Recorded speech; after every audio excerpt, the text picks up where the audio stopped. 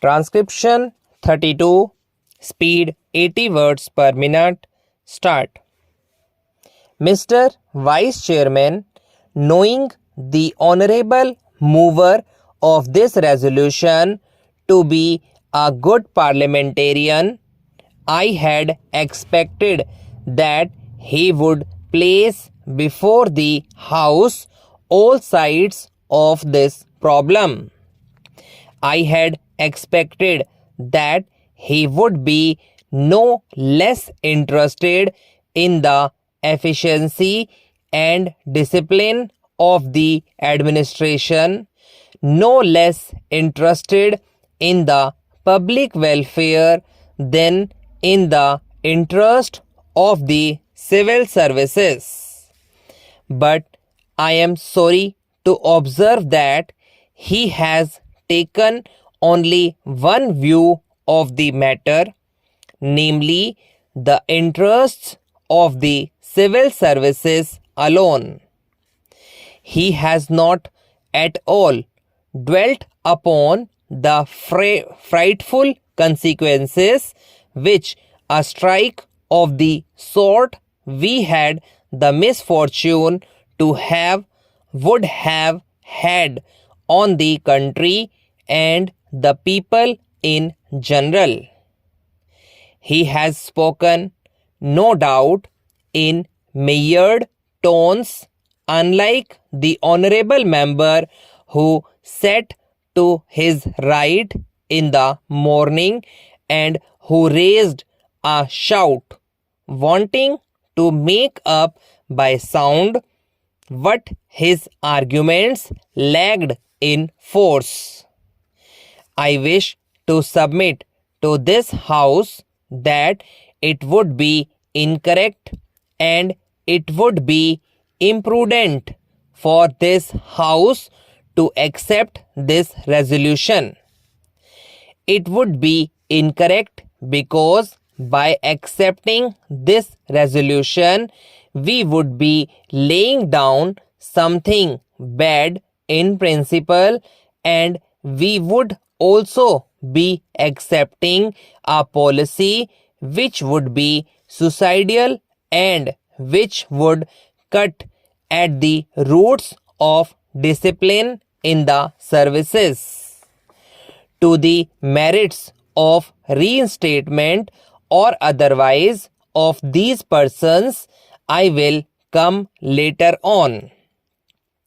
I doubt the very propriety of Parliament going into this matter. Now let us see what has happened. Whether right or wrong, departments have taken up the question of these strikers, those who took part in this strike, those who indulged in disobeying the ordinance. Several cases of sabotage and intimidation, including criminal ones, have been gone into, and the authorities have taken some decision. In some cases, the government have taken the decision, and in some cases, the departments have taken the decision. Now, would it be right for Parliament to intervene, to interfere with these decisions? Suppose we do that. Suppose Parliament interfered with the decisions taken by the government or by the heads of departments. Tomorrow, with what face and with what authority can the head of a department extract service from his subordinates? This is the question which Honorable the Mover must see, and also the other honorable members who have spoken in support of the resolution. Unemployment is mounting up, and we have not been able to generate enough employment opportunities to provide even for those people who are entering the labor market today, perhaps to the extent envisaged during the 10th plan. The point that I want to make is that it is not quite justifiable to take only one aspect of the 10th plan period, namely the exigencies of capital mobilization, out of the context of the general economic situation in the country. When we are therefore making this huge text effort, we will have to apply our mind with equal seriousness, if not more, to see that the income generation in the community is as great as is envisaged, so that the savings and investments could be effected without disturbing unnecessarily the consumption pattern in the community.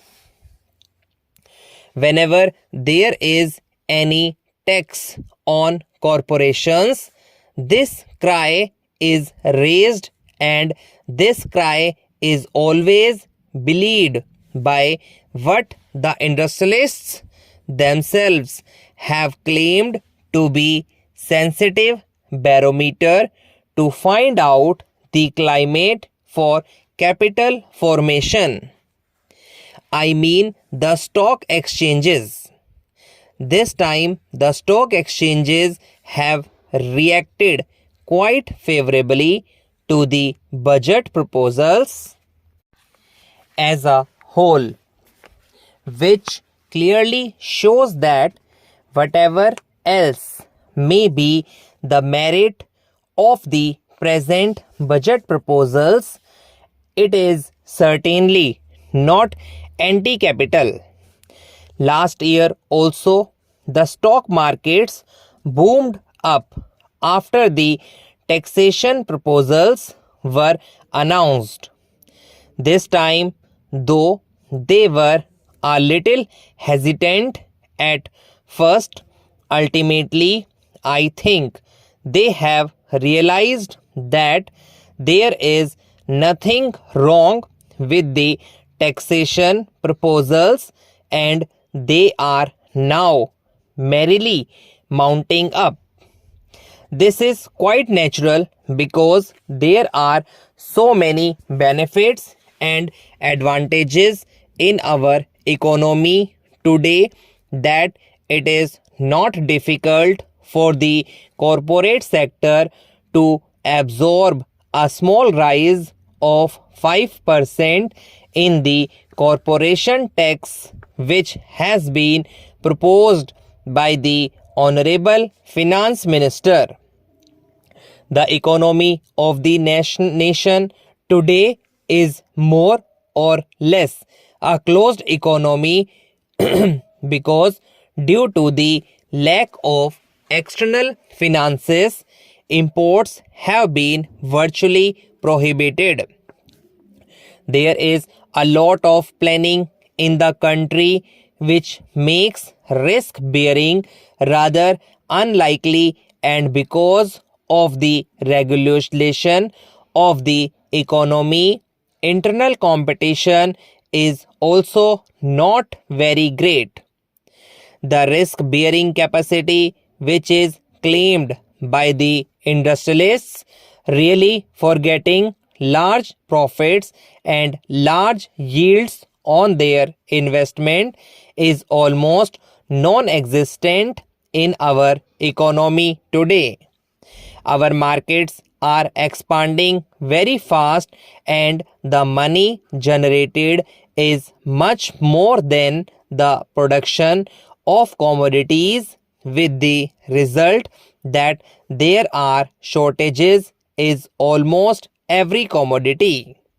It should not be difficult for the industrialist to absorb the small rise of 5% in the corporate tax.